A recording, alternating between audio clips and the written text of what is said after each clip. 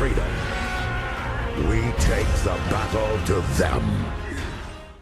Siema, z tej strony Optimus. Dzisiaj jesteśmy na Królestwie 2.7.2, które zdobywa swoją pierwszą gwiazdę w KVK. Jak dobrze wiemy, na 2.7.2 różne rzeczy się w ostatnim czasie działo. Królestwo się jakby tak odbudowuje po wielu tam, jakby tak powiedzieć, KVK różnych sytuacji, które tam się u nich działo. No i automatycznie tak zawsze zapraszam tutaj ludzi do ciebie na filmik z danego królestwa. Jest tu oczywiście duża ekipa z R4 z 2732. No i zaczniemy sobie od Adio. Adio, siema. Siemanko, siemanko. Siemanko Fifero. Cześć, witam serdecznie. Siemanu Gochu. Siema. Siema Miedziak. Siema, cześć. Siema Pedi. Siema. Siema Sebix. Siemano. Siema Toxic. Siemanko. I siema Seba Habuka. No cześć. Sebę, Sebixa czy też Adio mogliście już kojarzyć, bo kiedyś z nimi tam nagrywałem filmik, jak dobrze pamiętam, więc też będziecie kojarzyć tutaj z mojego kanału. Słuchajcie panowie, no zdobywacie pierwsze swoje wygraną w KVK, pierwsza gwiazdeczka. Może powiecie mi, jakie to jest uczucie? Nie wiem, Adio. No długo czekaliście, nie? No ja się bardzo cieszę. Wróciłem, jest gwiazdka, no. Pytania. Seba Habuka wrócił, jest gwiazdka. Ja się bardzo cieszę, włożyliśmy w to wszyscy mnóstwo wysiłku, mnóstwo czasu, pieniędzy. I co? Powiem nieskromnie, uważam, że na to zasłużyliśmy swoją konsekwencją i tym, że postawiliśmy na jedną dużą społeczność, na fajną ekipę, na dobry klimat, na pozytywne nastawienie. No i co? I tak naprawdę ja ze swojej strony dodam, że warto grać z nami, mimo całego takiego hejtu, który gdzieś się pojawia na różnych kanałach komunikacji, takich jak Facebook, czy gdzieś tam po czatach. To jest w tym dużo nieprawdy, a ta gwiazdka tak naprawdę udowodni to, że ten kierunek, który tu obraliśmy, to jest dobry kierunek i nie tylko fajna zabawa, dobra zabawa, bo to przede wszystkim, ale też sukces i tym sukcesem jest pierwsza gwiazdka, fajnie to Opti ująłeś. Trochę szkoda, że ta pierwsza gwiazdka jest w momencie, jak to jest pierwszy sezon bez ciebie, więc ja liczę, że może kiedyś też tutaj się zakręcisz, jeszcze wiesz, wokół Sedixa i może tutaj da ci możliwość zagrania z nami. Ja swoje tutaj zrobiłem. Ja się cieszę, że w jakąś stronę tam was popchnąłem, którą teraz bardzo fajnie rozwijacie, bo sami to mówiliście ostatnio, że zobaczyliście rzeczy, które trzeba po prostu zmienić i to robicie. I to dla mnie akurat, osobiście, to było takim największym takim sukcesem. Czy ze mną, czy beze mnie, fajnie, że po prostu królestwo się pcha dalej do przodu i zdobywacie gwiazdę i po prostu się rozwijacie. To mi na przykład to sprawia większą satysfakcję niż jakbym u was po prostu w tym momencie był. Tak, ja to tak patrzę. Powiedzcie mi ogólnie tak, jeżeli chodzi o wasze KVK, gdy zagraliście ten nowy format Wikingów, jak go w ogóle oceniacie? Może Seba Habuka coś tutaj by powiedział na ten temat? To my graliśmy Wikingów, tak? No, nowy format Wikingów to jest, no, Wikingowie Brytania, nie? Nie, to nie, mnie nie było, wiesz? Ja Aha, okej. No jak oceniasz, Seba? Nie grałeś, Seba, KVK teraz? Ja no, trochę grałem, trochę pograłem w Kingzone. Nie, no, ja wiem, wiesz co, ciężko stwierdzić, bo no my nie mieliśmy walk, ale to pytanie, czy to nie przez to trochę jak się ułożyło, wiesz, no jak się ułożył rozkład mapy i tak dalej, nie? Bo tak naprawdę u nas było walki niewiele. My w strefie tej pierwszej walki, Boże, już nie wiem jak to była strefa, no ale tam akurat mnie tak naprawdę nie było, nie? No ja byłem tylko przez chwilę, nie? Więc, no więc tam no, nie mogłem pomóc za bardzo. No, czyli praca cię pochłonęła tak jak kiedyś, tak jak graliśmy. Okej, rozumiem. Wiem, że troszkę walki tam mieli chłopaki, ale no niewiele i po tych pierwszych walkach tak naprawdę nasze królestwo było dość nisko. Zwłaszcza, że później wszystkie te altary, tak, czyli ta walka na tych ołtarzach, to i tak naprawdę nie było, bo nasi przeciwnicy pojawili się tylko na pierwszej, tak normalnie, tak, żeby powalczyć z nami, zobaczyć co mogą zrobić, pamiętam. No to na tej pierwszej się pojawili faktycznie, coś tam spróbowali, ale w ogóle byli bez podjazdu. I już na drugiej to już jakieś takie było, pamiętam, że tak coś niby się pojawili, ale to już tak naprawdę już nie było, nie? Żadnego takiego fajta realnego, a później już w ogóle odpuszczali całkowicie, nie? Więc te altary były w ogóle bez walki dla nas tak naprawdę, nie? Więc jedyna walka u nas była tylko przy tych pierwszych strefach, gdzie tam faktycznie te strefy to były 5 czy 6. Już teraz nie ten. No dobra, tam a było trochę pre-KVK walki i ten. A pre-KVK jak pykaliście tutaj, bo przed chwilą właśnie pokazywałem tutaj statystyki z waszych, no tam w trzecim etapie, jeżeli chodzi o Fortu, bo szkolenie też widziałem, że tutaj bardzo fajnie wam poszło, ale ogólnie pre-KVK jak tam oceniacie swoje to w ogóle pre-KVK na nowym formacie? Znaczy na nowym, pre-KVK było tak jak zawsze, tak? Tak. Z tym, że tutaj pre-KVK miało powiedzmy jakieś tam znaczenie, tak? Wynik w tego pre-KVK większy, No bo o to raczej mi chodzi, nie? tak, bo wybieraliśmy strefę, tak? I w zależności od tej strefy też były różne buffy, nie? No więc tutaj, tak jak już też czytałem jakieś komentarze, że to KVK, no to tam my wygraliśmy na plecach tego 1592 na przykład, nie? Czy coś, no to też, wiesz, myślę, że trzeba wziąć poprawkę na to, że na przykład na pre-KVK dzięki nam wygraliśmy, nie? Bo to my byliśmy królestwem, które w ogóle wybierało strefę, bo wygrali, no po prostu, uzyskaliśmy najlepsze Pierwsze wynik. miejsce, nie? Mieliśmy po Dzięki prostu. nam, tak, Tak. W każdym etapie mieliśmy dzięki pierwsze nam, miejsce. no tak, Mhm. dzięki nam to nasz kamp mógł wybrać sobie strefę początkową, nie? I najlepszy tak naprawdę boost. No buff i miejsce, nie? Wiesz, Mhm. i to też nie było bez znaczenia w tym wszystkim, bo to było bardzo ciasne KVK, tak naprawdę to nie było tak, wiesz, KVK łatwe, które, że wygrywamy, to KVK jest easy. To już były takie momenty faktycznie po tych strefach, szczególnie gdy ten nasz sojusznik, tak? Oni tam bardzo, bardzo cienko sobie radzili, nie? A my czasem się męczyliśmy faktycznie z tą Anglią, nie? A nasi tam nie mieli podjazdu do tych z dołów, nie? Do tego Wessexa. Więc to już był taki moment, gdzie oni faktycznie myśleli, że mają easy win, nie? Ogólnie ci nasi przeciwnicy. I z jednej i z drugiej strony. Oni myśleli, że oni sobie to w Kingslandzie rozjadą, nie? A tak nie było, wiesz, a też ten buff i tak dalej, no to też, wiadomo, że to nie jest coś, co było kluczowe w tym wszystkim, ale to jest też część, która przyczyniła się do tego, że wygraliśmy to KVK, nie? A powiedz mi właśnie, Sebix, bo ty tam siedziałeś przy tych buffach, jakie tam buffy ogólnie były do wybrania? Bo wy wybraliście chyba coś, jak dobrze pamiętam, z piechotą i ze szkoleniem, czy się mylę? Czy ze szybkością i z piechotą? Ogólny damage to był. Tak, ogólny damage był? Ja już Tak, teraz to nawet nie pamiętam, tam było Nie, to było ogólne 3% obrażenia. obrażeń, No, Ogólnych 3% ogólne. obrażeń na pewno. Tak, wszystkich obrażeń, po prostu. I coś jeszcze, ale co tam było jeszcze? Czekaj, już ci mówię. Nie wiem, ale tu chodziło głównie o ten... Szybkość marszu dla piechoty 3% i wszystkie obrażenia 3%. No właśnie, o to chodziło właśnie o wszystkie ten. obrażenia, no głównie, nie? Ale ogólnie, to jeżeli był chodzi... najlepszy To ogólnie, był nie? najlepszy, tak? Okej, nie, bo pytam, bo zastanawiałem się, jakie były jeszcze te inne, nie? Czy na przykład tam wiadomo, czy to mieli to drugie, trzecie miejsce, czy to była jakaś duża różnica? Na pewno Nie obrażenia... dużo, ale była. Ale wiesz, obrażenia Znaczy, wszystkiego to Tam już różnice, były nie? gorsze, bo tam miałeś tylko już później jakiś tam buff na przykład do rally albo do garnizonu, nie? No. Typowo. A tu masz po prostu all damage, nie? To jest wiadomo. To jest Kumam. inna bajka całkiem. Jakby. Kumam. No, Czyli 3% ogólnie to nie dobra. jest, dlatego mówię, nie, że to nie było coś, co było kluczowe w tym wszystkim, ale coś, co też przyczyniło się gdzieś tam poniekąd. Nie? No nie, no i tak jak i tam jakoś to się tam zaprocentowało, bo ja uważam, że zawsze jakiś tam buffik się przydaje i nawet uważam, że to, co teraz było na tych Wikingach, wyglądało dużo lepiej niż na innych pre-KVK, bo tutaj rzeczywiście, tak jak sami powiedzieliście, jakoś się bardziej opłacało. Słuchajcie, jest pre-KVK, myślę, że tutaj Muszę temat... coś dodać tam do tamtego tematu. Proszę? Bo jeszcze bym No. chciał coś dodać tam No, do tamtego okej. tematu. No, Bo w ogóle dawaj. tutaj No. to KVK nam się zaczęło oczywiście pod górkę, bo nie mieliśmy takiej normalnej dyplomacji, że wiadomo, ustawiamy sobie po KP i tak dalej, żeby w miarę to równo było. Tylko po prostu ci z Wessex dogadali się z Anglią, że po prostu grają razem, bo 2905 wystawiło drugą domenę i oni stwierdzili, że kto będzie z tym obozem, który ma tą drugą domenę, to ma wina, nie? Znaczy to przegra, nie, że kto będzie z tą drugą domeną, to ma wpierdol. Znaczy, No tak, dokładnie. I obojętnie kto by to przegra. nie był, nie? Więc oni po prostu dogadali się między sobą, także tu nawet nie było dyplomacji takiej normalnej.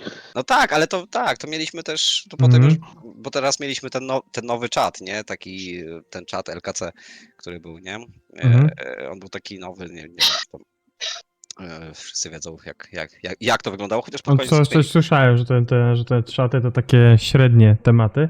Tam jakieś no, trzeba było zakładać wątki, tak? Żeby coś pogadać? Nie, no tam były. Nie, no tam po prostu wpisywałeś coś, tylko że były już tam lajki do wszystkiego, do każdego tematu, wiesz. Można było dawać te serduszka, można było się też wypowiadać Aha, pod nim, więc to zupełnie okej. inaczej wyglądało niż taki No klasyczny tak, czat. tylko wydaje mi I, się, że to ale też były. No, tylko poczekaj, daj mi skończyć, bo. A zresztą No. zgubiłem wątek. wydaje mi się, że tu Sebixowi właśnie nie chodziło o samo już dojście do KVK, tylko o samą dyplomację przed, jeśli chodzi o łączenie się w Mhm. obozach. Znaczy, A, Bo oni wyszli z tego założenia, że tamci się po prostu razem zebrali, bo stwierdzili, że mhm. skoro u nas w naszym obozie była druga domena, no to oni mają automatycznego wina. No a co się okazało, to się okazało później, nie? znaczy nie w naszym obozie, bo my nie mieliśmy domeny w naszym obozie. To Mercja miała. Mercja Ci z miała. Mercji mieli. My nie mieliśmy. Mhm. No i to ciążyło ogólnie dla nich, bo brak jednego Kingdoma z Seedu A, no przy takich, jak masz 4 królestwa z Seedu A i brakuje ci jednego, no to widać od razu, nie? I Tak, mieli tym ciężko bardziej, po że- prostu całe KV-ka. Tym bardziej, że Mercja miała też jeszcze kolejne królestwo, które było tak naprawdę dość słabe, nie? Co zresztą Mhm. widać po wynikach KVK, no Optimus ma do tego dostęp. No to Mhm. widać, jak to wyglądało w Mersji, nie? Tam były tak naprawdę 2 królestwa i Dwa królestwa to ciągnęły, dokładnie. No Mhm. i ten, nie? O, ja wasze statystyki już pokazywałem na polskich królestwach, jak robiłem filmik tam wcześniej, ale to też tam damy jakąś adnotację, żeby też widzowie mogli sobie przejrzeć to. Ogólnie, czy tak, pre-KVK mamy już temat załatwiony, wiemy jak wyglądało ogólnie też wasze tutaj sparowanie się, dużo się mówi o 1.5.9.2, dobrze powiedziałem? Tak, tam jest VV. Tak. Tak, dużo się mówi o tym królestwie, bo mieliście naprawdę fajnych, dobrych sojuszników. Nie no, tu nie ma w co końcu, ujmować, no to tak. jest najlepsze królestwo Seedu B, nie? Tak, Oni są top 1 w Seed B, także no to jest czołówka. no więc naprawdę fajnie. Oni śmiało sobie mogą grać na A, oni mają, wiecie, tam 700 bilionów No mogą, KP. bo to jest królestwo, Wiecie. które ma 50 kilka osób, tylko że to są Mhm. takie osoby, które po prostu w polu, wiesz, no tu każdy wychodzi tak naprawdę na 7 marszy, takich top marszy, nie? No to wiesz, to takie królestwa Sidła, jak nasze nawet, no to tak naprawdę w takim starciu z polem takiego Vivi, no to wiadomo, że ma marne szanse, nie? Tutaj ogólnie jeszcze w strefie piątej, jak już zaczęliście zabawę tutaj w tym KVK, to ja widziałem, że w strefie piątej tam troszeczkę powalczyliście, nie? Bo tam chyba z Mało. jakieś 2-3... Mało? Nie mieliście jakichś 2 dni walk? Tak, no No, tam mieliśmy w sumie najwięcej chyba w tym, Znaczy, bo tam było później Jeśli chodzi wypalania o długo, czas, nie? może tak, Mhm. tak. No tak. Jeśli chodzi o taki czas i tego, to tak. Ale mówię, no nasze królestwo po tej pierwszej strefie, powiedzmy, walk, to było tam naprawdę bardzo nisko, nie? Bo Mhm. tam ci z drugiej strony, ten Wessex, tak, z tymi naszymi, z tą Mercją, oni tam też walczyli dużo. Mhm. My Więc mieliśmy tam w ogóle tak dosyć nasze strategicznie królestwo, postawioną fortecę. Sebix, po pierwszych strefach nasze królestwo, które było w tych ogólnych statystykach? Ja pamiętam, że Ojej, patrzyłem, końcówka, ale tam daleko, słabiutko, ale no właśnie. daleko. Słabiutko, My dopiero ale w z tego- Kingslandzie z nadgoniliśmy. tego względu, że my też poszliśmy bardzo taktycznie do tej strefy, nie? Mhm. Bo nie To poleciliśmy nie na tylko pałę. my, również przeciwnik, nie? Także to też Tak, tak się gra, jak my- przeciwnik pozwala. No, pozwala, dokładnie. I nie poleciliśmy na pałę, nie biliśmy się o nic, tylko były te walki były bardzo mądre z naszej strony i ze strony przeciwnika. Więc może te statystyki z tego właśnie Z5 nie są jakieś wyjątkowo mocne i w ogóle. No ale finalnie tą strefę i tak wygraliśmy, nie? Nie, Ja ja dodam wiem. jeszcze zdanie, Dodałbym dodam jeszcze, jeszcze Opti, jeszcze kolei. zdanie tylko z mojej No. zdanie jeszcze z mojej strony, bo to może też jakby tutaj osobom, które będą oglądać ten odcinek, pozwoli zrozumieć jakby charakter tej walki, bo tutaj mówimy sporo o tym, jaki był jej finał, jaki był efekt.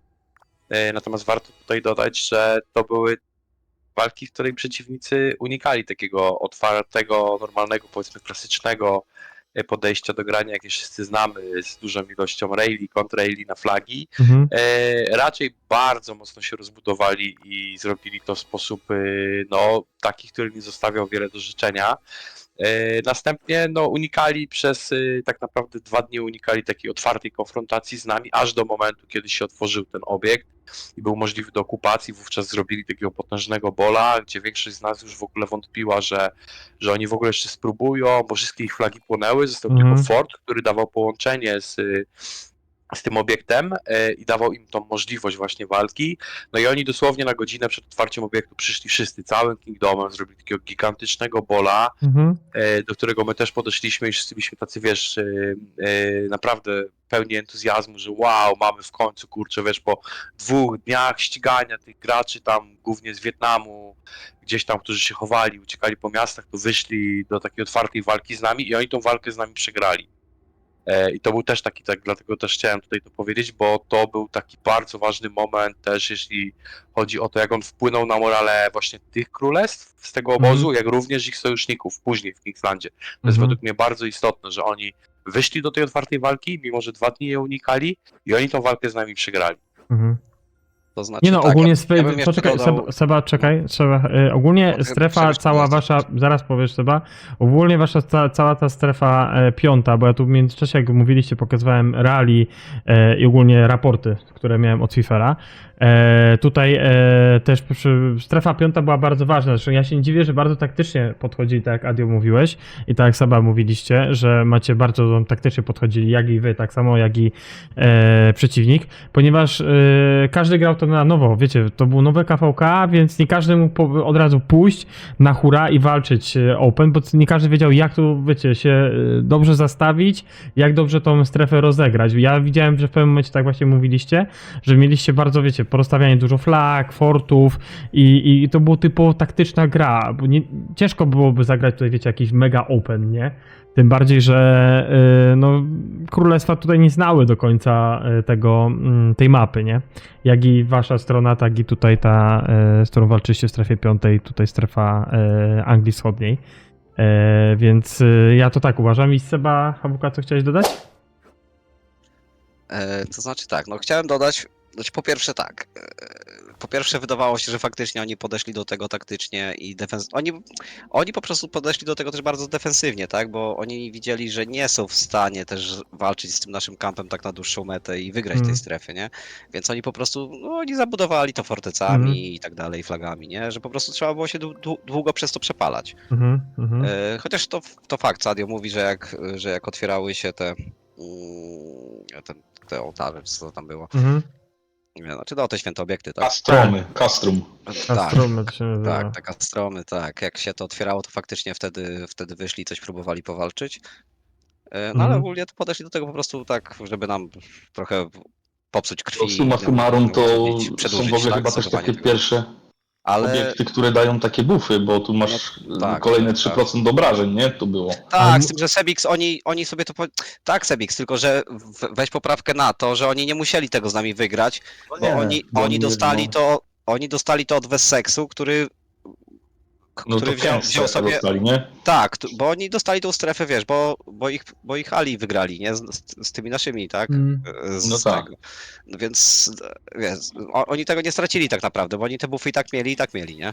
No to się oni Naprawdę przez to... każdy kamp miał swoje Z5. Nie musieli nie musieli o nie walczyć, nie? Ale no tak a propos, no to jeszcze już może jak dojdziemy do etapu Kingslandu, nie? No, bo wydawało się, że oni faktycznie rozegrali to tak, żeby mieć siłę na ten Kingsland, nie? To na pewno, bo ogólnie... A potem się okazało, tak, No. tylko że potem się okazało, że oni tak naprawdę w Kingslandzie nagle znikli, nie?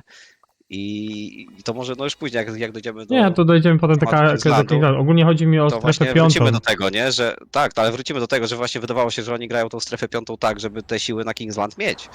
A potem się okazało, że w Kingslandzie im tych sił zabrakło, nie? Czy po pierwszych raportach, które widziałem, co mi podsyłaliście i po pierwszych skanach, to widziałem, że w Z5 oni dużo walczyli, jak popatrzyłeś tam na te wszystkie wasze skany, jeżeli chodzi o strefę 5, bo mi się zdawało, że oni nie walczyli mało, mi się zdawało, że wasz sojusznik w ogóle grał strefę 5 bardzo mało. No ale ogólnie tutaj jak tak przeglądałem mapę jeszcze w trakcie waszego KVK, no to mieli pewnie jakieś tam założenia, co mają zrobić. Wiadomo, chcieli pewnie na Kingsland zostawić jak najbardziej te wszystkie swoje, jakby tak powiedzieć, surowce i przyspieszenia, no ale wiadomo, że się stało jak się stało. Tutaj fajnie jakby jakbyśmy mogli przegadać jeszcze tą ogólnie jak wygląda ta strefa szósta, bo ona mi strasznie przypomina, jak widzę, jak tutaj jest zabudowana, nie? To ona mi tak, nie wiem, trochę śmierdzi takim Heroic Anthem, że trzeba zabudować, No tak żeby jest, rzucić, tak? jest, Aha, jest. Tak no to jeszcze okej. może tylko, no, że tak, że oni na pewno postawili nam większy opór Mhm. w tej strefie niż nasz sojusznik postawił tam opór temu Wessex, tak? To na Mhm, pewno, dlatego mhm. też oni ogólnie, tak samo właśnie Wessex jak ta Anglia tutaj z prawej, oni no byli dość już pewni swojej wygranej, nie? Mhm. Byli pewni tego, że oni to wygrają, no bo po prostu widzieli, że ci nasi sojusznicy po prostu nie mają tam podjazdu tak naprawdę, a oni z nami coś tam powalczyli faktycznie. Mhm. No i oni już myśleli w pewnym momencie, że to będzie łatwy dla nich Kingsland, nie? Mhm. Ale jednak To się... znaczy, kluczowym momentem też była ta No. zamiana stron, nie wiem czy panowie pamiętacie, nie? Tak. Czyli to co Znaczy- wspólnie, że tak, przed tak. wejściem do Kingslandu zamieniliśmy się stronami, żebyśmy po prostu walczyli na mocniejszych... Tak, to oczywiście, że tak. To... No to jest to jest klasyczne kluczowe, zagranie. to- To jest to nam klasyczne zrobiło KPK, zagranie. moim zdaniem. Tak, ale to są klasyczne zagrania. Tak się robi, że po prostu my też to samo robiliśmy teraz na moim KVK. Też się zmienialiśmy stronami, żeby bardziej wziąć sobie tych mocniejszy kamp na siebie. Nie, no jasne, że tak. Niż ten. tutaj- To jest klasyczne zagranie, to jest bardzo dobre zagranie. Tak, Zresztą- to Vivi od razu poszło po prostu w dół walczyć z tym 1965, tak żeby te dwa najsilniejsze królestwa, tak, na papierze, Mhm. żeby one po prostu walczyły między sobą, no i tam ta przepychanka między nimi też miała bardzo duży wpływ, tak. Mhm. My poszliśmy powiedzmy środkiem, tam przez duży czas Kingslandu tak naprawdę też walczyliśmy z dwoma królestwami. I po prostu no, był taki moment, gdzie naszym zadaniem było po prostu się bronić, tak? No Mhm. i ta obrona szła też bardzo dobrze, bo Temat, robiliśmy nie? bardzo dobre numery robiliśmy, nie? I Mhm. też i też no tracili, bo te raporty nasze były bardzo dobre, nie? Z tej Mhm. obrony, gdzie po prostu właśnie 965 dostawało już powoli oklep od naszych na dole. Mhm. No my mieliśmy takie właśnie zadanie, żeby się utrzymać, nie? A powiedzcie I mi, to zadanie bardzo dobrze wyszło. nie wiem, czy tu mógł odpowiedzieć na to pytanie Miedziak, może Pedi albo Fifer. A propos tej anielskiej kaplicy, jak to ogólnie działa? Bo to jest coś nowego. W 3.2.9 już coś mi tam wspominało, jak to mniej więcej wygląda, bo to jest jakby taki nowy, nie wiem, jakaś nowa taka gierka w KVK? Ta anielska Ale to jest- kaplica? Czy to mogę ci powiedzieć, to jest No. taki... To jest coś w stylu baszty tak naprawdę, bo tam Aha. musisz nabić Tak, po nabić prostu jakby nabijasz tą... jakby szał temu, nie? Jak nabijasz konkretną ilość punktów, no to wtedy atakujesz ten środek i tylko zbierasz. I po prostu wtedy wchodzisz i zbierasz z tego nagrody, nie? No i ważne Aha. jest, żeby tam pilnować marsze, bo jak ci się ta kaplica zamknie, Tak, to ci zostają. to marsze zostają i to właśnie był taki problem, No. gdzie paru graczy tam się złapało na tym, że po prostu Mhm. marsz sobie stał i No ale to też było takie dosyć ważne, bo tam zdobywaliście sobie te monety, za które kupowaliście manewry. To tak No. nie jest też, że to Znaczy- było takie useless, nie? Nie no ważne, ale to wiesz, to nie jest, wiesz Sebix, tu chodzi o to, że to nie jest jakiś taki tryb, gdzie walczysz o coś z czymś i tak dalej. No po prostu wchodzisz po to, żeby to zrobić, co masz zrobić. To i taki odbierasz smaczek nagrody z tego. dodali, no. No i odbierasz No tego Tak, nagrody. jest to jakiś dodatek taki fajny, nie? W ogóle ten sklep z manewrami, ten Holmgang, na marginesie to No to wstyd jest się tak, troszkę to jest- przyznać. Ja zapomniałem dodać się gdzieś albo stworzyć drużyny do Holmgangu i w rezultacie tą pierwszą turę byłem w pojedynkę, co też się przyczyniło do tego, że zebrałem mniej tych monet, w związku z czym miałem słabsze Tak. manewry i tak dalej, nie? A więc to też jest ważne. Tu trzeba wszystko pilnować, dokładnie. Żeby tego pilnować, no tak jak tu powiedzieliście, to był nowy scenariusz, a więc tego doświadczenia nie mieliśmy, coś tam można było przegapić, coś można było zrobić lepiej, ale ogólnie no fajne to jest, tak? Te manewry, to, że możesz sobie wybrać, kupić te manewry, dość ważny, istotny wtedy jest ta drużyna, w której się gra w tym Holgangu, no bo od tego jest uzależnione też ile tych monet pozyskasz, na jakie manewry będziecie stać, czy też dodatkowe jakieś tam buffy, które u nas między innymi... Ta Sebik drużyna dostał, to się składa z ilu? Z 3 osób? Trzech. Aha, Tak. czyli, Trzy kompa, tak. czyli to jest to, co na przykład tutaj Sebix ma nad głową, teraz nad zamkiem, ten dzielny wilk i to jest jakby jakoś z tym połączone, że oni tam wygrali to, jakby tak, mieli najlepszą tą trójkę? To jest to? Czy... Tak, to jest to chyba top okej. 10 trzeba być, ta Aha, drużyna okej. musi się znaleźć w top 10, to już Okej. Sebik będzie najlepiej wiedział. KVK, nie? twoja drużyna musi być w top 10, no to jest taki kanion, tylko że 3-osobowy. nie? Kanion, tak. No właśnie, bo zaginiony kanion macie, czy go nie macie? Teraz Tak, jest. Jest też kanion. Normalnie. Ale oprócz tego macie jeszcze z tej takiej, tej Tak, anielskiej, ale z tego Wongangu na Tak, przykład masz Wongangu. dodatkowy, jeżeli jesteś w tym top 10 z tym swoim składem, to masz dodatkowy buff 3% do szybkości marszu do wszystkich, nie? Kumam. Tak, czyli tylko no też wiesz. tu są pewne różnice w stosunku do kanionu, bo zaginiony kanion, no to masz te monetki, za które tam sobie kupujesz, czy tam jakieś szkice, czy materiały, czy inne rzeczy. Tu możesz zarabiać monety, które później zamienisz na manewry i też dużą różnicą jest to, że tu technologia pozyskana w krysztale no ma znaczenie Ma dla znaczenie, no dokładnie. twoich marszy, czyli jeśli już masz rozwiniętą technologię i masz marsz wielkości, nie wiem, tam 330, to taki już ten twój marsz jest w tym kanionie. Oczywiście w tych Wongangu. odpowiednich turach, tak? Bo on się odświeża Znaczy co tam Wongangu, no. kolejną turę. Masz możliwość odświeżenia tego marszu. Okej, dobra, no to właśnie chciałem wiedzieć, bo to jest coś nowego i nie każdy o tym wie, jak to w ogóle No tutaj działa. Nie? Ogólnie to działa Technologia kryształu, nie? Jest kluczowa tak naprawdę. No tak, bo tam właśnie technologia kryształu, więc to jest kolejny tak naprawdę event dla Aha, wielorybów, nie? kolejny pay to win, okej, cool. No tak, no, ale Okej. tak, to ogólnie to po prostu działa tak, że wiesz, jakby po kolei, tak, że ustawiasz w kolejności, tak, też ludzi, którzy będą walczyć, tak, od 1 do 3 i mierzą się z innym teamem, nie, i po prostu ile wojska zostaje, na przykład mamy starcie pierwszych dwóch, nie, i ile wojska zostanie temu pierwszemu, który wygrał, walczy z tym drugim, który był w tym enemy, nie, powiedzmy, drużynie, na takiej zasadzie, nie, i tak do skutku, nie? My kiedyś dostaliśmy oklep, na przykład byliśmy we 3 i dostaliśmy oklep od 1, nie? Okej. No, A właśnie, jedna osoba a to- i to był chyba Wilrock w ogóle wtedy nas poskładał, że było śmieszniej. To był Aha. ten, nie? Z naszego królestwa Friendly Wilrock. Fire. My byliśmy we 3, tak, i Wilrock sam nas Friendly poskładał. Fire poszło, no tak. Toxic, co tam chciałeś wspomnieć? a propos tej kaplicy, to tam na przykład w odróżnieniu do baszty na przykład niszcząc budowlę, które no długo się niestety to robi, właśnie niszcząc budowlę zdobywasz punkty. No, te jednostki też niby coś tam punktów dają, ale na przykład jak ja się na przykład na to złapałem, jak puszczałem z farmy kotwicę, to te jednostki, które są na tych kaplicach, to one są agresywne, więc nawet jak puścisz, jak jakiś marsz ci przez to przejdzie, to normalnie te jednostki w kaplicy będą ci ten marsz biły. A, to śmiesznie było, bo Toxic, no tak, bo to... No, ja robiłem, Toxic puszczałem w Zladzie kotwicę nam puszczał, a potem się okazywało, że kotwica nie doszła, bo A, po 20 minutach marszu w kaplicy te strażnicy mi zbili. No. Tak, to śmieszne było, bo wiesz, przygotowaliśmy sobie mobilki po prostu, nie? Jak będą Tak. gasić flagi, żeby je puścić, nie? W momencie. My patrzymy, a tu nagle mobilka leci, nie? Co się O, dzieje? ja patrzę na... Gdzie jest ta kotwica od Toksika? O, Ona się, patrzę nagle na telefon na farmę. Tak, patrzę nagle na telefon na farmę, a tu mi marsz wraca. Patrzę, a tu strażnik z tego, z kaplicy mi zbił. Aha, może tak. Dobra, słuchajcie, przejdziemy dalej. Przejdźmy sobie do Kingslandu, bo wiem, że już czekacie na tego Kingsland, żeby tu o nim opowiedzieć troszeczkę. Już wspomnieliście o tym, że zrobiliśmy to właśnie, znaczy zrobiliście tą zamianę, o której rozmawialiśmy parę minut temu, że skupiliście się jakby tak wy jako najmocniejszy kamp, skupiliście na najmocniejszym kampie przeciwników. I tak jak tutaj widać na mapie, poszliście po prostu z prawej strony na lewą, dzięki oczywiście uprzejmości waszych koalicjantów. No i ogólnie plan mieliście pewnie taki, żeby wjechać w nich od początku, żeby zrobić na nich presję, prawda? Może tutaj Sebik coś opowie o tym.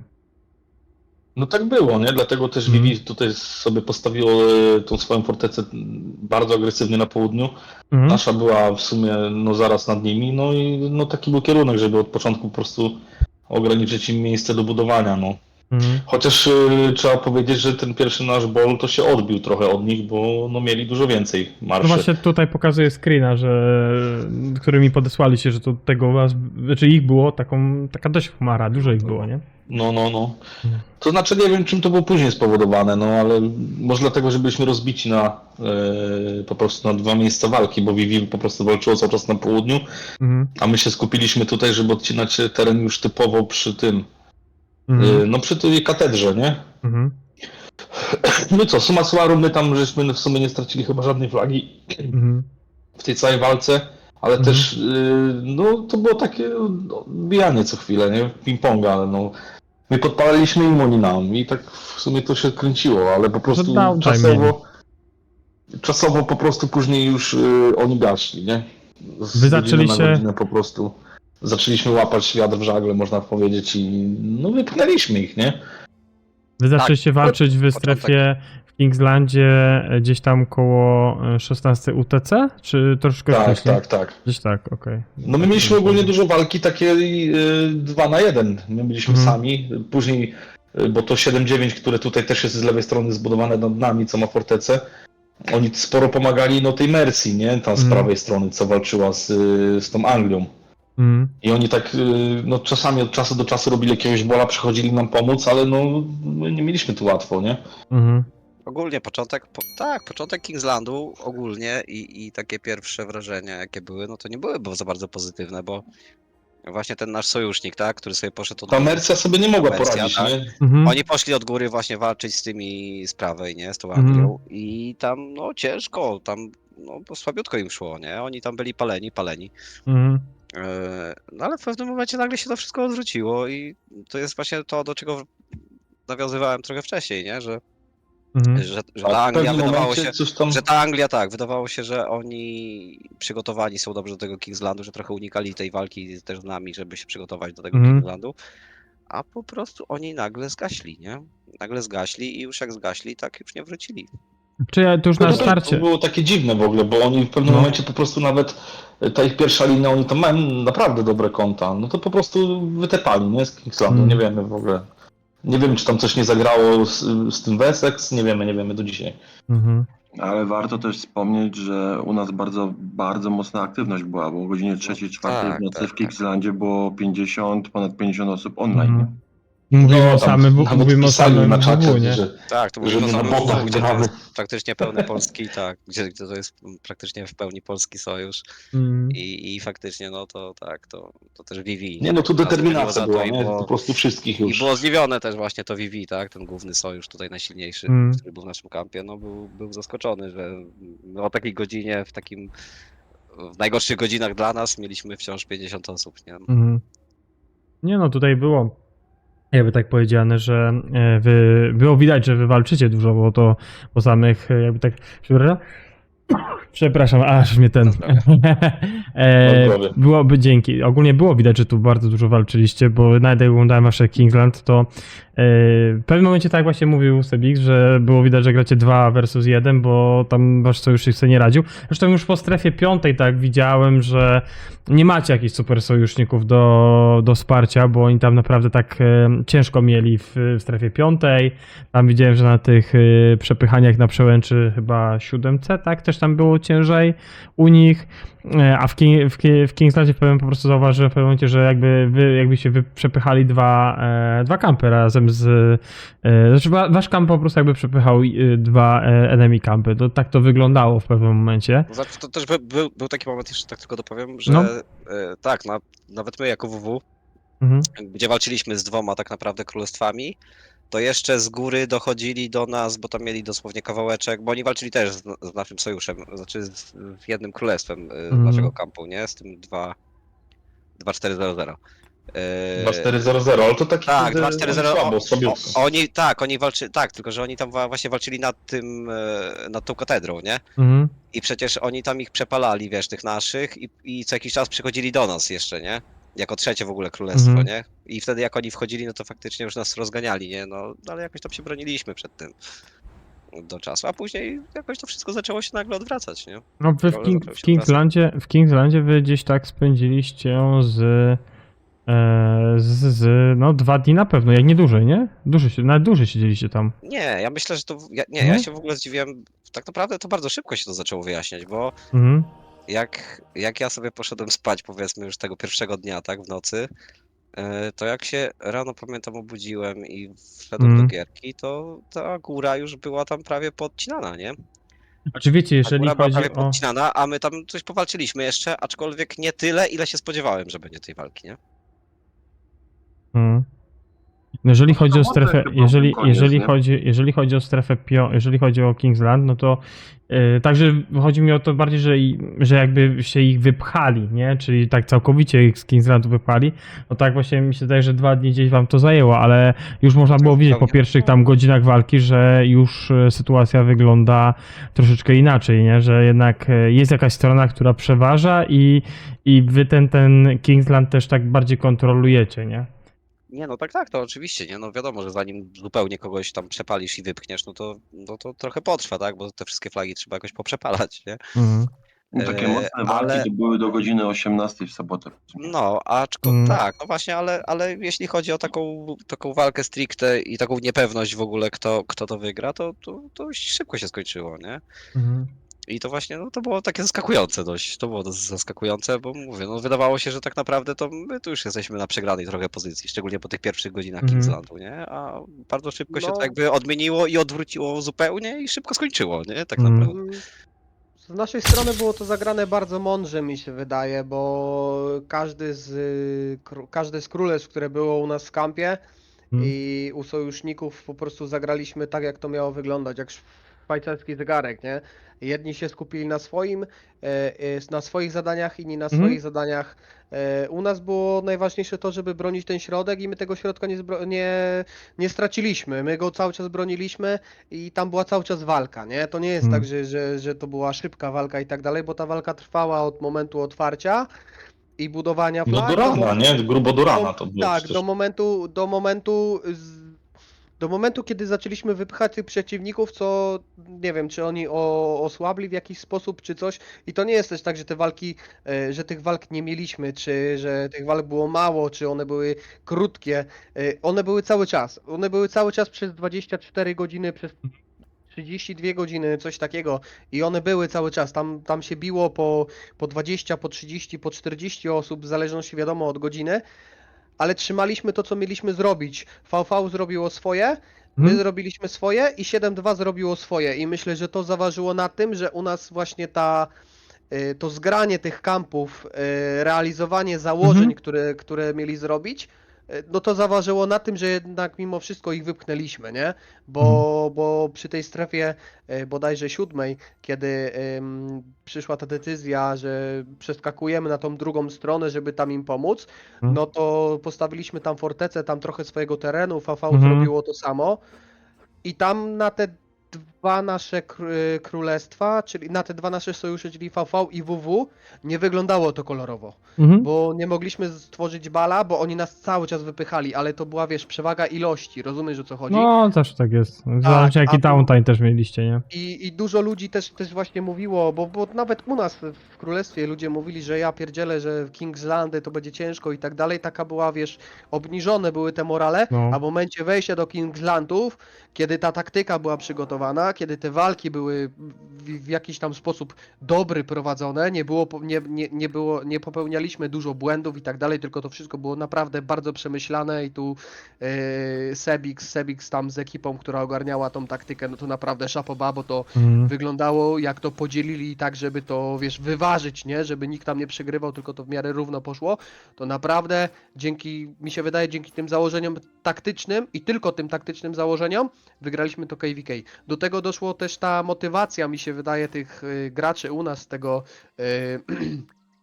2732, to też motywacja tych samych graczy, no bo jednak, jak sam wiesz, no jadą po nas i na Facebooku, i na tam na YouTubie i tak dalej, tam mamy nagonkę na to nasze KD, też parę tam akcji u nas przed KVK, też tam, kurde, tak się trochę niemiło zachowali nasi rodacy względem nas, żeby nam tam utrudnić to.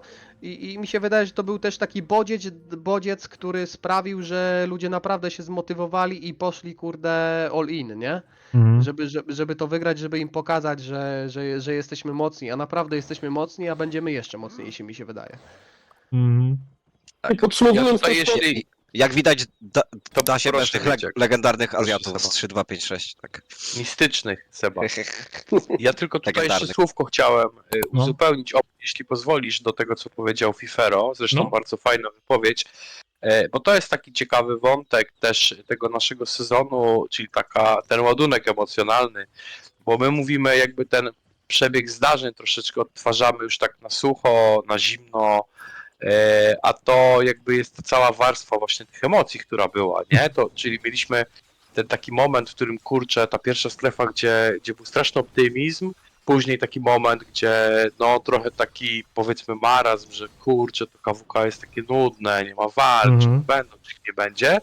No i potem to zderzenie z tym Kingslandem i no i wiesz, i taki niełatwy moment, nie? No wiesz, Opti, bo ty też tych sezonów zagrałeś mnóstwo i myślę, że tutaj twoi słuchacze i twoi subskrybenci kanału i oglądacze też pewnie tych sezonów troszkę nagrali się już w swojej karierze i wiedzą jak to jest, nie? Gdzie czekasz na to, jesteś taki zbudowany, jakby wiesz, naładowany tą energią i nagle no przychodzi ten moment, nie? U nas akurat to wypadło w sobotę, to było sobota po południe, więc wiadomo, no tutaj dla nas, dla Polaków to jest jakby chyba mimo wszystko najłatwiej się zorganizować na tyle, żeby no, mieć te kilka godzin wolnego czasu i nagle siadasz i wiesz, i okazuje się, że no nie jest tak łatwo, nie? Przez te pierwszych parę godzin, potem przychodzi noc i taka późna noc, trzecia, czwarta w nocy, gdzie zostaje i nas bardzo dużo zostało, bo to jest to, co chciałem powiedzieć, nie? I mieliśmy takie morale, że kurczę, nadal jesteśmy, nie? Że no kiedy wszyscy pójdą spać, no nikt nie idzie, nie? To ja też nie pójdę, to jeszcze też posiedzę, jeszcze wiesz, jeszcze godzina, jeszcze dwie, no ja osobiście też poszedłem spać gdzieś tam, wiesz, przed czwartą, zrobiłem sobie takie 2 godziny odświeżającej drzemki. Ale to po prostu żeśmy to umówili nawet, Adio, nie? Że ty poszedłeś, ja zostałem, ktoś tam Tak, żebyśmy to po oczywiście prostu, była mijankę zrobili, nie? organizacja, no 2732 było cały czas na posterunku i to jest jakby, no tak jak to fajnie powiedział Fiferu, no jest nieźle, będzie jeszcze lepiej. Natomiast to jest też takie, myślę, fajne, bo no nie ukrywajmy tego, KWK to jest jakby sól tej gry i tak naprawdę wszystko polega na tym, żeby je wygrywać, żeby zdobywać te nagrody no i my mieliśmy jakby no straszny apetyt na to i ja powiem osobiście, ale myślę, że to będzie głos też większej ilości osób w nas w królestwie, że no apetyt rośnie w miarę jedzenia i my mamy duży apetyt, ja mam bardzo duży apetyt i jakby no podobało mi się to KWK strasznie i jeśli ktoś lubi się bić, jeśli ktoś lubi siedzieć po nocy na Discord, gadać tutaj z ekipą różnych wariatów z różnego wieku, różnej kultury, różnych poglądów, to zapraszamy do nas, bo u nas na pewno nie ma nudy, nie? I to KWK to było takie KWK, które na pozór właśnie, ten ładunek emocjonalny, o którym ja mówiłem, on na pozór to było no, straszna nuda, straszne takie wyczekiwanie, ale już przyszła ta walka, może nie była najdłuższa, mieliśmy dłuższe Kingslandy już tutaj w 2732, ja osobiście też miałem w innych królestwach, ale tutaj ten ładunek emocjonalny, ta energia, no to było coś naprawdę takiego fantastycznego i mi się strasznie chce grać po takich sezonach, nie? Bo tak jakby każdy, kto gra długo, ty grasz długo Opti, nie? Ja gram bardzo długo, dłużej niż ty i na pewno intensywniej, tak sobie pozwolę, to no ja mam straszny apetyt na dalsze granie, nie? No takie, żeby znowu zagrać taki sezon i wiesz, jeszcze lepszy i z tymi ludźmi, gdzie wiem, że mogę na nich polegać, gdzie wiesz, gdzie wiem, że jest Sebik, gdzie jest Miedziak, wiesz, gdzie są wszyscy ci ludzie tutaj cały czas, to jest właśnie to, nie? To po to się gra w te gry online, po to się gra w te gry z ludźmi jakby, no bo ich znasz, wiesz, że na nich możesz polegać, wiesz, że oni są obok ciebie, że zaraz ktoś poszedł spać, ale zaraz wróci, wiesz, jest 4:40, on powiedział, on o 6 już będzie, nie? To jeszcze tylko godzina, posiedzę, on zaraz będzie, on zaraz bije, on się zaraz obudzi, zaraz przyciśniemy. No to jest, no mnie to strasznie kręci, nie? Ja mam straszny po prostu cały czas fan z tego wspólnego grania, wojowania i na pewno jeśli ktoś tam jeszcze tego nie przeżył, jest to przed nim, to wiesz, to trzymam kciuki, zachęcam, bo to jest coś naprawdę mega fajnego, nie? To na takiej pewno determinacji w tym KVK jeszcze nie mieliśmy po prostu. Tu każdy był tak głodny tej wygranej, no, że po prostu no, nikt nie odpuszczał do końca, nie? Nie, Tak, no bardzo fajnie. To, co mówicie tu, chłopaki, że właśnie w nocy nie mieliśmy tego downtownu, co kiedyś nam się zdarzało, że troszkę nas było mało. I tu, no ja w momencie, kiedy szedłem spać gdzieś o godzinie 5, mówię, kurczę, jak tam wstanę gdzieś 7, 8, ciekawe co to będzie, tak? Ile terenu stracimy i tak dalej. My praktycznie tam, nie wiem, czy straciliśmy chociaż jedną Nie straciliśmy żadnej flagi. Chyba nie, coś tam się paliło, ale nie wypalili nam tego, tak? Także nic nie straciliśmy. Przyznam, że byłem bardzo pozytywnie zaskoczony i tu naprawdę też chciałbym w tym miejscu podziękować wszystkim za tą aktywność. Ona jest jeszcze lepsza niż była, a teraz jeszcze do tej aktywności, to też warto tu powiedzieć i podkreślić, doszła jakość, nie? Bo te mobilki, no między innymi Aliego, czy Will Rocka, czy twoje Sebix, no tu naprawdę, czy Rafała, tak, te łuki, no bardzo, Czy bardzo Dio. fajnie. I tak, czy Dio, i nawet te założenia, które troszkę mieliśmy, że gdzieś tam będziemy w tym naszym kampie do takiego realizowania tych zadań takich, nazwijmy to pomocniczych, a jednak Support taki nie garnizony mieliśmy. i mobilki, tak, będzie robił nas sojusznik. Okazało się, że jednak większość tych, może nie większość, ale dużo tych kluczowych mobilizacji robiła Ale oni, nie chcieli. powołali do siebie te fajne mobilizacje na pas 7, to te takie długie, nie? Nie wiem, czy pamiętacie jeszcze. No tam Ja mam będą nadzieję, takie że raporty. Optimus masz te raporty. To Ali że ich masz tam- te raporty na tym pasie. Raporty- No Ali to ich tam Raporty- ignorowało, za przeproszeniem. nie? Raporty, które pokazałem już wcześniej, pokazywałem z Z5 i z Kingslandu, które dostawałem, więc te raporty pokazałem, a raporty z pasa 7 pokazywałem na Polskich Królestwach, z tego co pamiętam, bo te raporty wysyłaliście na ten kanał, co mam ze wszystkimi w sumie graczami z innych królestw, testy i duele, jak dobrze pamiętam, więc Tam były te tam było. raporty, co po pół godziny trwały. Tak, więc tam No, te raporty tak. pokazywałem na Polskich Królestwach, z tego co pamiętam, bo teraz No te tam raporty Ali już to ich nie robił zobaczę, robotę, bo no są... nie ma co ukrywać, nie? Teraz tych raportów mogę nie zobaczyć, bo one też wiecie, że do jakiegoś czasu są i one potem wygasają, nie? Na przykład z 3025 jak nagrywałem, to tam po jakimś czasie wygasły te raporty od No Mimiego, tak, więc... tak, one wygaszają, to wprowadzili właśnie, Tak, że te raporty wygasają po jakimś czasie, No. pewnie żeby sobie odciążyć tam serwery. No ale jeszcze chciałbym coś dodać No. odnośnie naszego KD.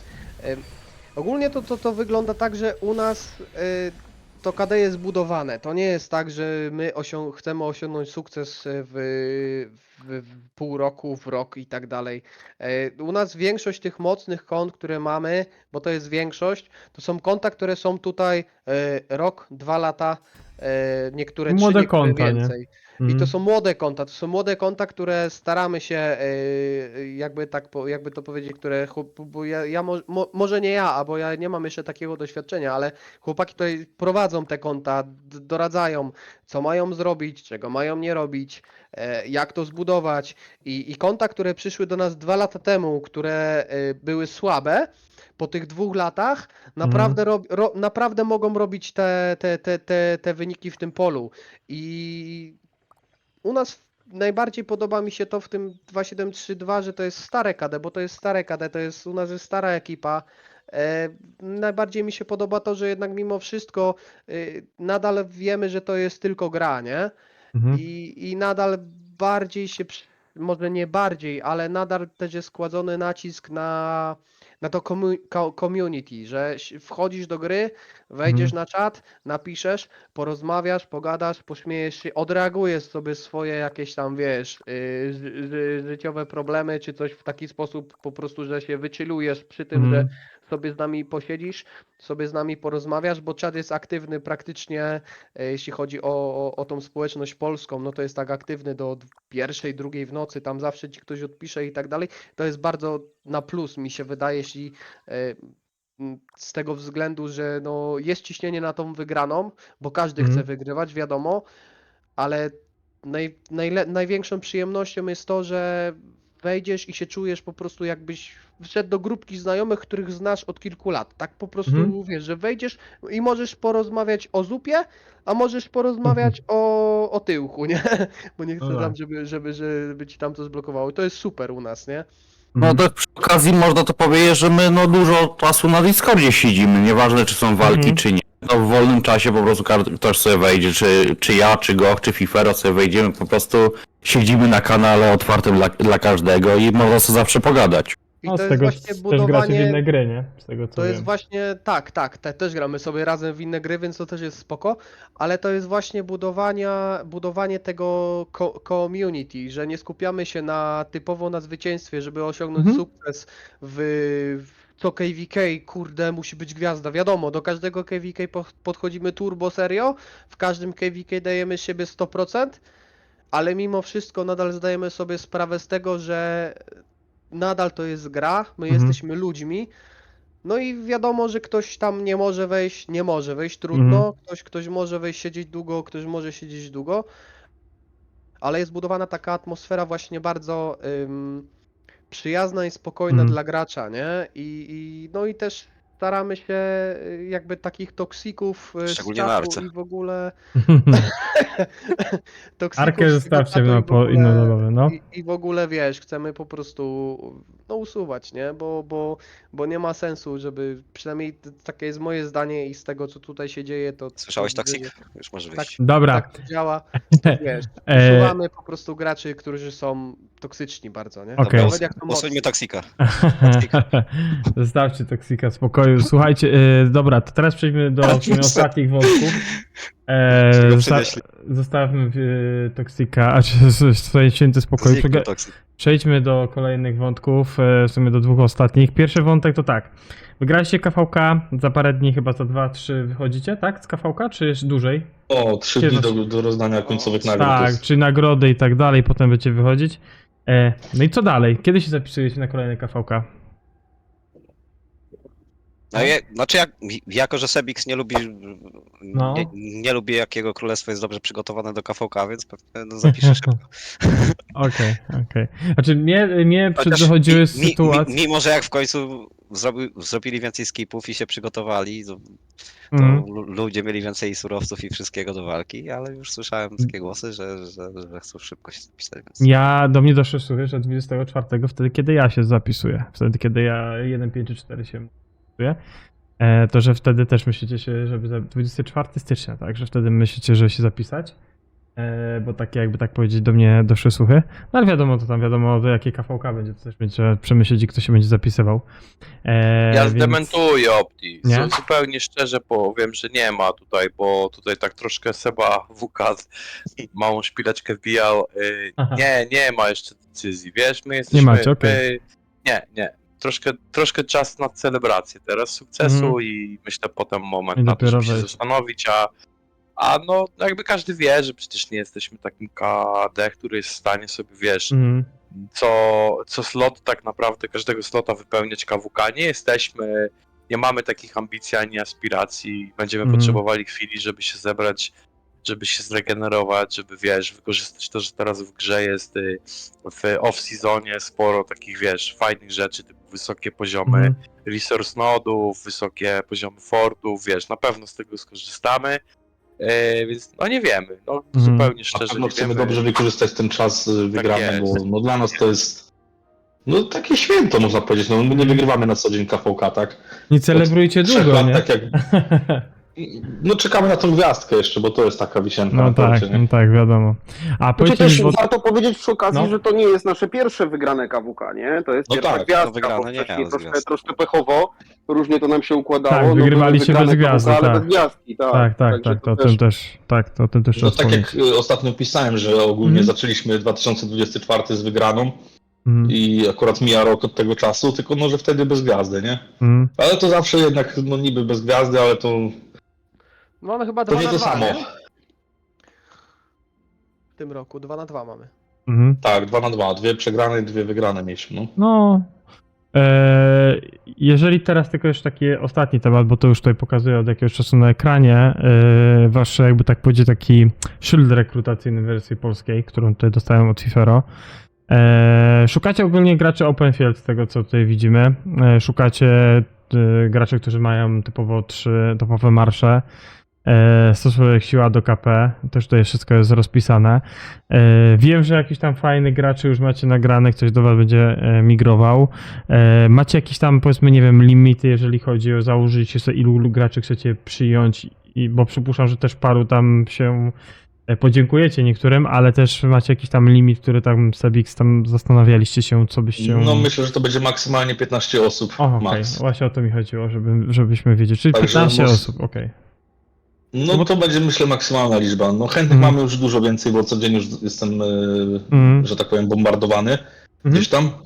No, Nawet rozumiem. pomimo tego całego hejtu, to no i tak zawsze mam spam z tymi migracjami. Może to jest spowodowane tym, że po prostu kiedyś przyjmowałem na pałę wszystkich jak leci. No a w tym momencie to już to się od dawna w sumie zmieniło. No u nas już nawet poprzednia migracja to było, nie wiem, 12 kont. Mhm. No tak, nie było tego dużo. Bo kładziemy nacisk po prostu na to, że przychodzą wartościowe osoby i tyle, nie? Mhm. W tej naszej rozmowie przewija się, słuchajcie, już chyba 3. czy 4. raz ten hejt. To też może warto powiedzieć, skąd to się wzięło. Bo wiele tego hejtu to jest... To wynika też z jakichś tam naszych błędów, tu trzeba się do tego przyznać, że my też się jakoś tam uczyliśmy tego budowania Kingdoma i zarządzania tym. I tak jak powiedział Sebix, troszkę za dużo w pewnym momencie wpuściliśmy Dead Wide'u i trzeba było później się tego pozbyć, tak? Stąd się wziął hejt. Wiadomo, że jeśli komuś się dziękuję, to często pojawia się jakieś tam rozczarowanie, jakaś tam brak zrozumienia i pogodzenia się z tą decyzją. No i później różne komentarze, tak? Także wiele z tego wynika. Nie no, na każde królestwo jak będziecie mieli, każde królestwo z jakimś hejtem się spotyka, każde KD ma tam swoje jakieś, wiecie, różne podejścia. Trafiają się też gracze, którzy wiadomo, no, robią to, co robią z innymi królestwami, mają jakieś tam żale i po prostu albo robią to tylko dla, no nie wiem jak to nazwać, dla trollingu, albo po prostu tak, żeby się, no żeby coś się działo w polskim community, bo to 2.7.3.2 nie jest pierwszym królestwem, które gdzieś tam jakiś hejt spadł, czy jakiś duży. 2.7.3.2. No ale 2.7.3.2 ci powiem, że to już jest takie królestwo, które długo utrzymuje ten hejt, bo cały czas się trzyma, nie? Ale wiecie, Wiele było takich królestw, które wiesz, gdzieś tam upadały, nie? Oczywiście ja jeszcze grałem tylko wiesz, i ten z... hejt się kończył dlatego, a na 2.7.3.2, że cały czas sobie jakoś tam radzi i cały czas jest aktywny Wiesz, i tu tak na dalej. przykład jest Cały czas też Sebix taki temat, siedzi na tronie. taki temat właśnie jest, że wielu nam mówiło, że pół roku i nas nie ma, nie? A w tym momencie to my mamy, nawet teraz, to jest równo 2 lata, jak już jesteśmy na tym królestwie, nie? To się rzadko zdarza ogólnie, nawet wiesz, dużo lepsze królestwa padały dużo szybciej, nie?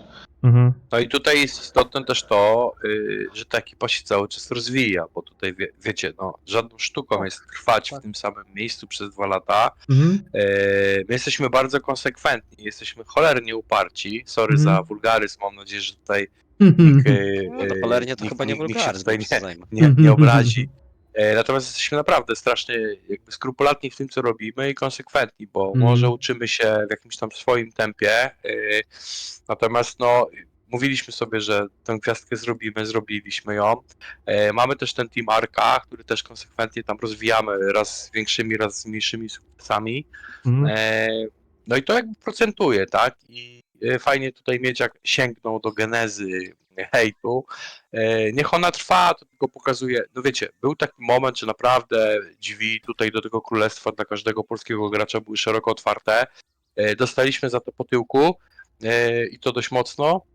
Dzisiaj jakby mamy już tą, powiedzmy, no taką pozycję, że możemy sobie wybierać graczy.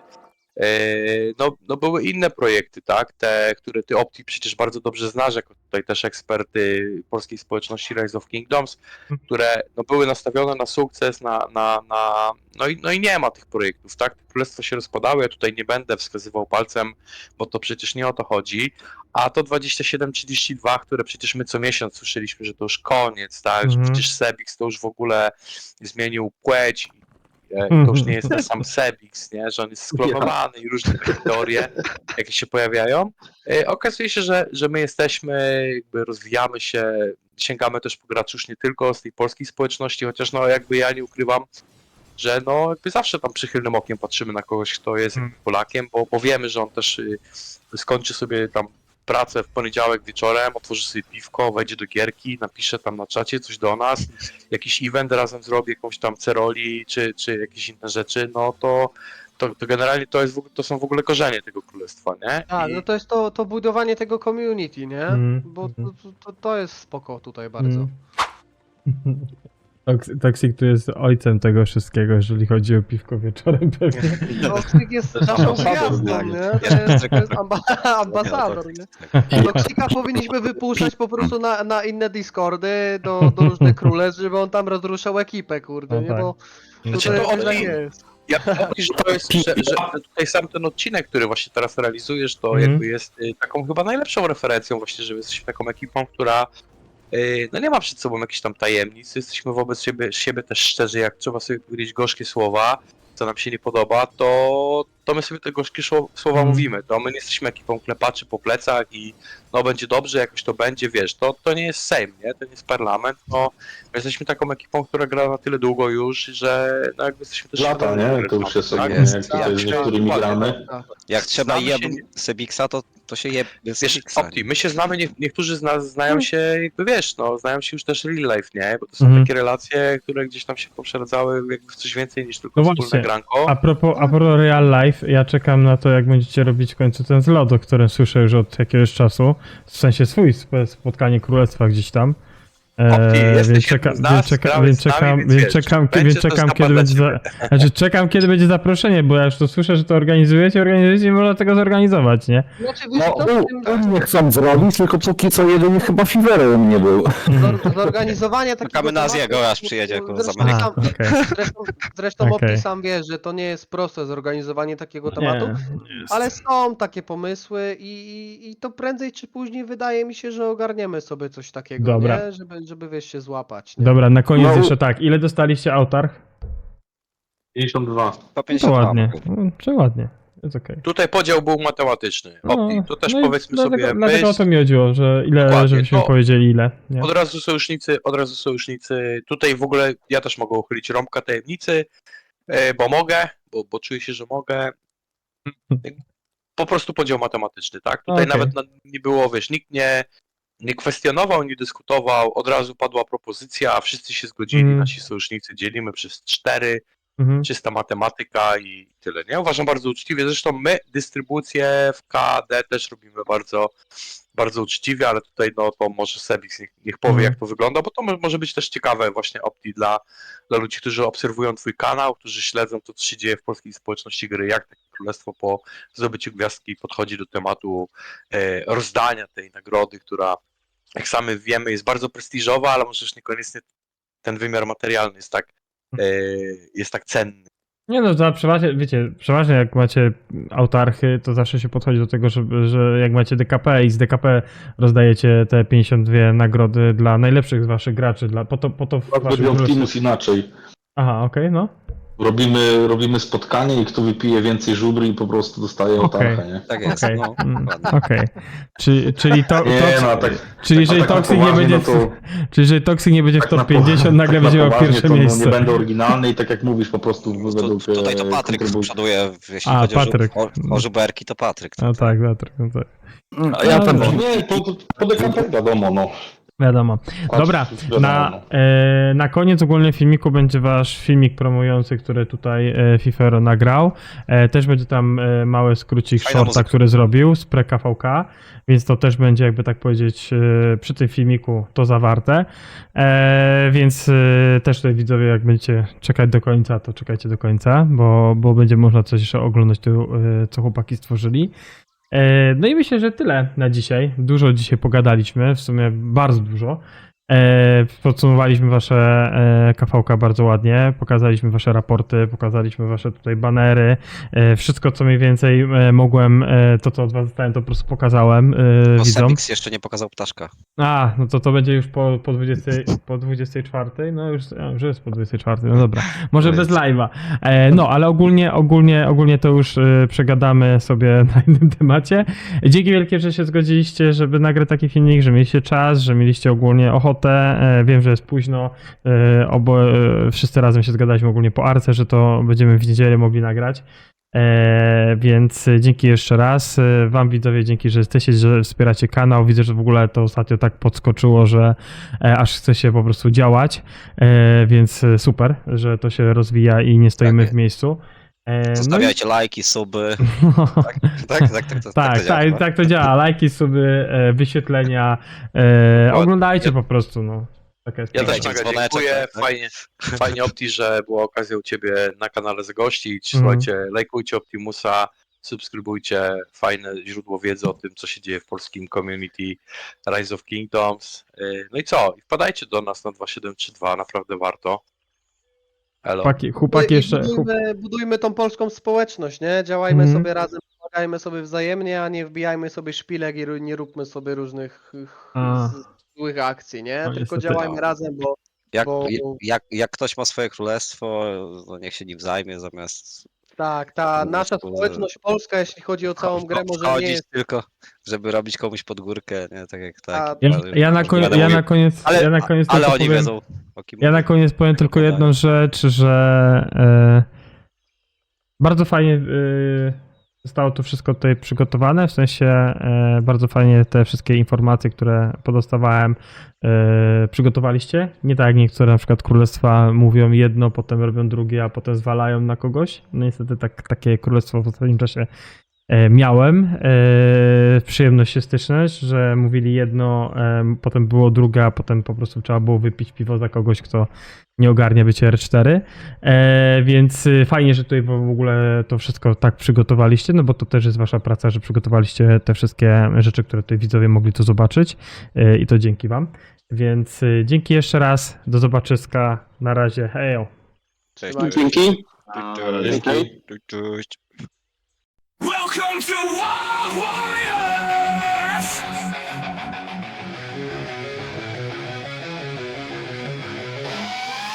Welcome, warrior, return kingdoms! These cursed worlds only wanna fight. Come to us, stand by our side. Get your weapons, we're moving into the field. We need soldiers ready to die. We are Ghosts 2732. We are Ghosts 2732. We only want victory. The future of the kingdom depends on us. We all want the same thing. Join our ranks. Sacrifice everything you have to achieve the goal. We are Spirits 2732. We are Spirits 2732. The longer you play, the more aware you become. Wherever you look in the world, whether you're looking for light or shadow, you will always find us. As long as you want to win, so long you will exist. We are Spirits 2732. We are Ghosts 2732. A world struggling, not yielding, creating our own reality, ready to create a swarm, to fight to the death. We are born to fight, we fight to die. We are Spirits 2732. We are Ghosts 2732. Do you want to fight in such a place where only victory counts, where only warriors count, where sacrifice counts? Join and fight to the last drop of blood. We are Spirits 2732. We are Spirits 2732. The longer you play, the more aware you become. Wherever you look in the world, whether you're looking for light or shadow, you will always find us. As long as you want to win, so long you will exist. We are Spirits 2732. We are Ghosts 2732. A world struggling, not yielding, creating our own reality, ready to create a swarm, to fight to the death. We are born to fight, we fight to die. We are Spirits 2732. We are Ghosts 2732. Do you want to fight in such a place where only victory counts, where only warriors count, where sacrifice counts? Join and fight to the last drop of blood. We have created such a kingdom, like brother and brother, shoulder to shoulder. We raise the banners of courage, together we set out for death. We are Spirits 2732. Ghosts 2732.